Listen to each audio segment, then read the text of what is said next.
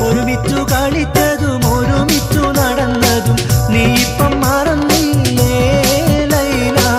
ഒരിക്കലും പിരിയുമെന്ന് ഉറപ്പിച്ചു പറഞ്ഞതും ഇന്നിപ്പം മറന്നില്ലേ ലൈല. നീ എന്നെ